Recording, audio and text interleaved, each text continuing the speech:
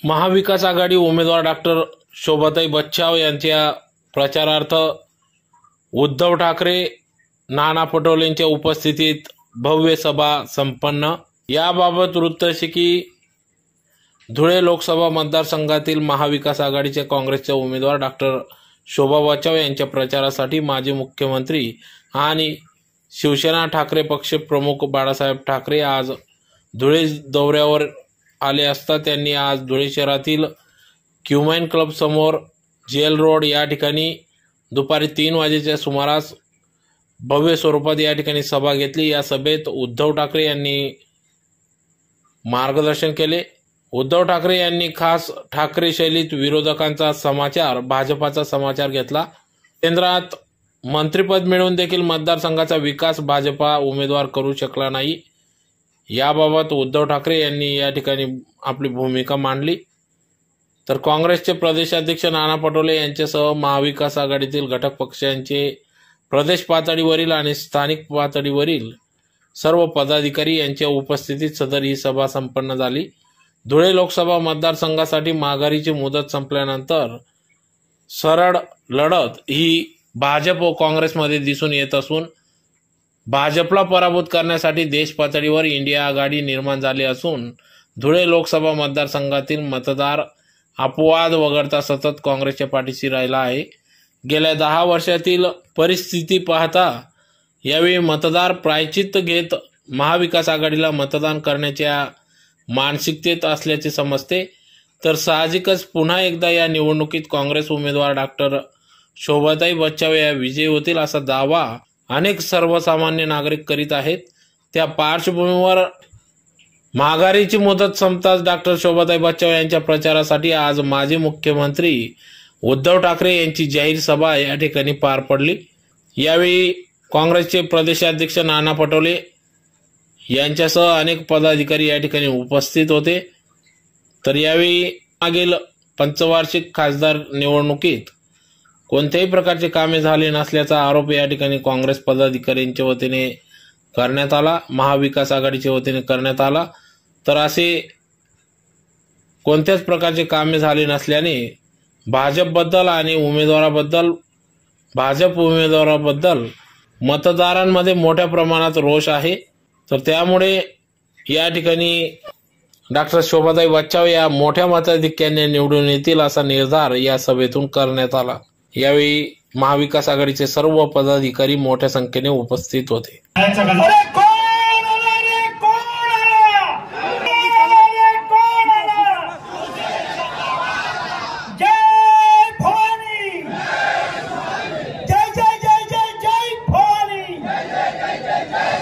आदरणीय पक्षप्रमुख उद्धवजी ठाकरे साहेब, तुम्ही आनंदी आहात?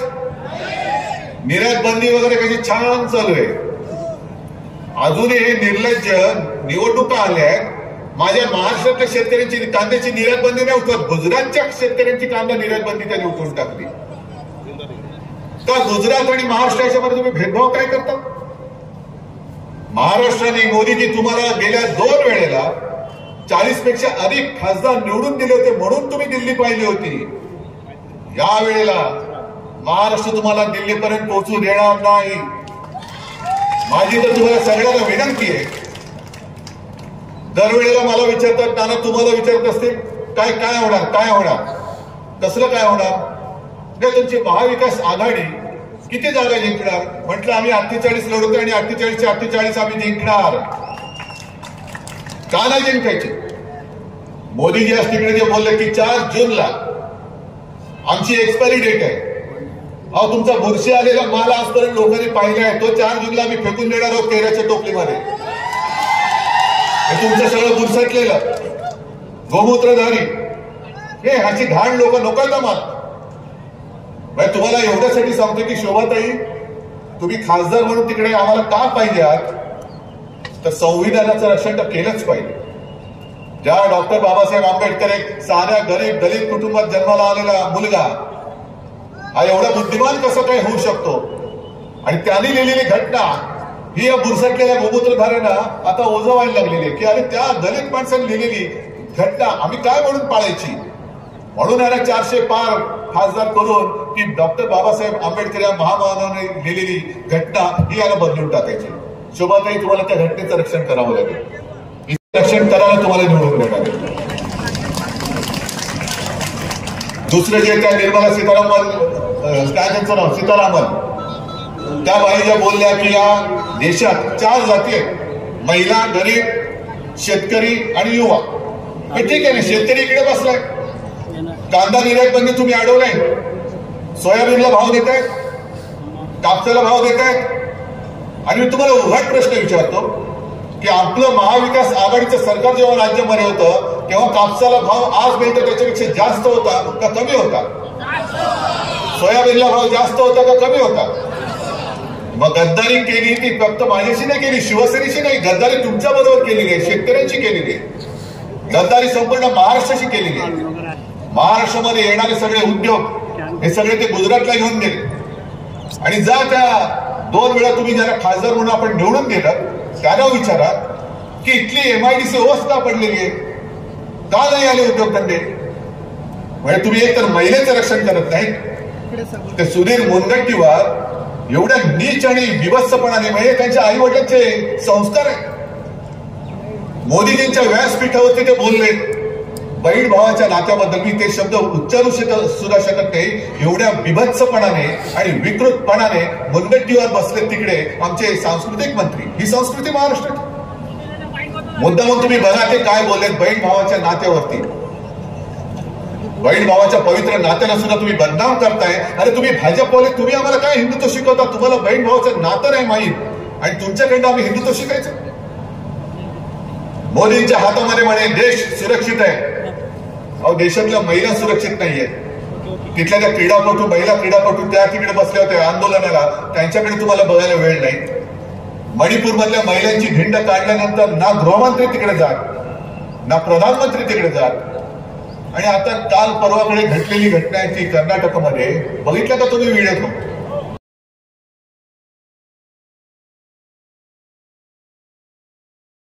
उलटा लटकल्याशिवाय राहणार नाही. पण तो प्रज्वल आज पडून गेलेला आहे. मोदी सरकार तर येत नाहीच, हे घुसटलेलं सरकार, थापेबाज सरकार परत येत नाही, येऊ द्यायचं नाही. पण जर का हे सरकार पुन्हा आलं तर जो प्रज्वल रेवण्णा आज पडून गेलेला आहे, थांब रे बाबा, एक आवाज येतो, बंद झालेला थांब. जो प्रज्वल रेवण्णा पडून गेलेला आहे त्याला हे सन्मानाने बोलवतील, सत्कार करतील आणि केंद्रामध्ये मंत्री करतील महिला आणि बाल कल्याण. काय करणार? कोण तुमचा मंत्री महिला बाल कल्याण? प्रज्वल रेवण्णा, जो अत्याचारी आहे, बलात्कार केले, फिल्म्स काढले आणि आता फरार आहे. आपलं सरकार आल्यानंतर हा प्रज्वल रेवण्णा कुठे जरी असला तरी खेचत आणून मोदीजी तुमच्या गळ्यामध्ये त्याची जबाबदारी आम्ही बांधल्याशिवाय राहणार नाही. कारण तुम्ही त्याला मत म्हणजे तुम्हाला मत असं सांगितलेलं आहात. अजून त्याच्याबद्दल काही बोलत नाही, शेतकऱ्याबद्दल काही बोलत नाही, रोजगाराचा पत्ता नाहीये. पण एक वचन मी तुम्हाला देतो, आपलं इंडिया आघाडीचं सरकार येणार म्हणजे येणारच. आणि नाना, तुम्ही काँग्रेसच्या म्हणजे आपल्या सगळ्यात मोठ्या पार्टनरचे इथले प्रदेशाध्यक्ष आहात. तुमच्या समोर मी जनतेला वचन देतोय, आपलं इंडिया आघाडीचे सरकार दिल्लीत आल्यानंतर आपण आपल्या महाराष्ट्राचं यांनी लुटलेलं वैभव हे पुन्हा महाराष्ट्रात आणल्याशिवाय राहायचं नाही. अरे छत्रपती शिवाजी महाराजांनी इंग्रजांची सुरत लुटली होती आणि 2 सुरतवाले माझ्या छत्रपतींचं महाराष्ट्र लुटतात.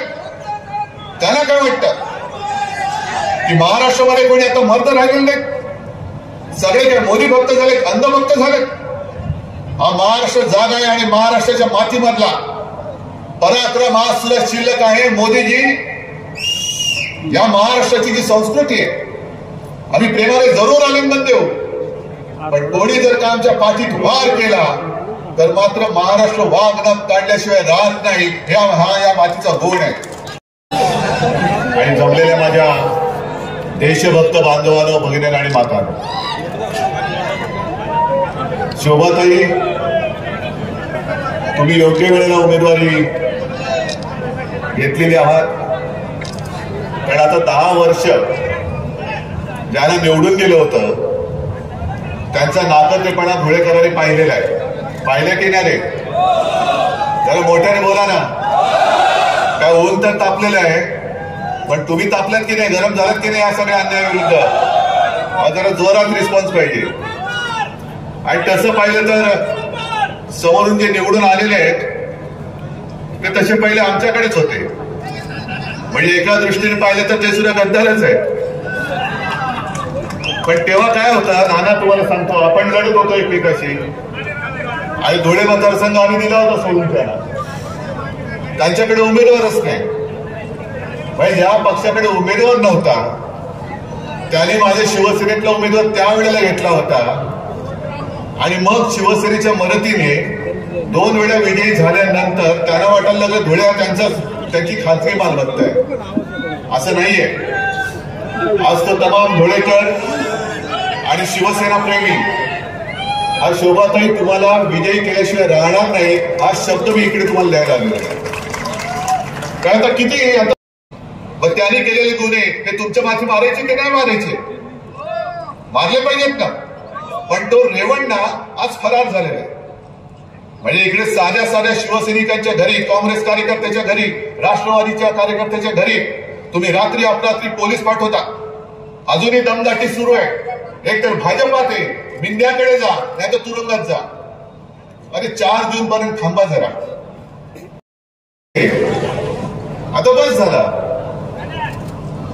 महत्वाचा मुद्दा काय की आज तिकडे नगरमध्ये आपल्या पंतप्रधानांची सभा झाली आणि त्यांनी आपलं नेहमीप्रमाणे आता एक तर काय झालेलं आहे, यांच्या सगळ्या भाजपावरती कोणी आईवडिलांनी संस्कार केलेत की नाही हा प्रश्न आता देशाला पडलाय. वेळेवर आपलं काही बोलताय, म्हणजे अगदी खालच्या पातळीवरती जाऊन बोलताय. हेच ते पंतप्रधान, मला लाज वाटते की गेल्या वेळेला त्यांच्यासाठी आम्ही मतं मागितली होती. गेल्या 19 साली किंवा 14 साली मला वाटतं मनमोहनजी पंतप्रधान होते त्याच्या आधी, तेव्हा मोदीजीच बोलले होते की मनमोहन सिंग रेनकोट घालून आंघोळ करतात. ते कधी पाहायला गेले होते? हे असं चोरून बघायची सवय जुनी आहे त्यांची, नवी काही नाहीये. पण त्याच्यानंतर आता पवार साहेबांना बोलले भटकती आत्मा. अहो मोदी साहेब, तुम्ही कुठून आलात, तिथल्या मातीचे संस्कार आम्हाला माहित नाही, पण आमच्या या शिवछत्रपतींची आणि जिजाऊंची ही महाराष्ट्राची पवित्र माती आहे. या मातीमध्ये असे संस्कार आम्ही कधी आमच्या मुलांना करत नाही, आम्ही नाही करत. आणि या धुळ्यामध्ये तुमच्याकडे पाणी वगैरे येतं की नाही? बरं, 1 दिवसाआड येत असेल ना? 2 दिवसाआड, 3, 4, 5, 6, 7, 8. मग 8 दिवसानंतर तुम्हाला हे पाणी देतात. मग आता 5 वर्षानंतर आल्यानंतर ह्यांना तुम्ही पाणी पाजणार की नाही? ह्यांना पराभव काय असतो त्याचं पाणी चाखवा जरा. केंद्रामध्ये बसले होते, मंत्री म्हणून बसले होते. आज धुळ्याची पूर्ण धुळधाण झालेली. मी जळगाव मधनं येताना हेलिकॉप्टरने आलो. म्हणजे मोदीजींच्या भाषेत मग हेलिकॉप्टर से बाय रोड आ गया, असं ते बोलले. तो हेलिकॉप्टर से ऊपर से बाय रोड जे बाहेर था तो मैंने देखा. संपूर्ण धुळं हे रखरखीत झालेले. आणि कदाचित येत्या काही वर्षामध्ये धुळ्याचा फार मोठा भाग त्या भागाचा वाळवंट होते की काय अशी भीती निर्माण झालेली. वाळवंट. धुळेकरांचे कोणते प्रश्न सोडवले?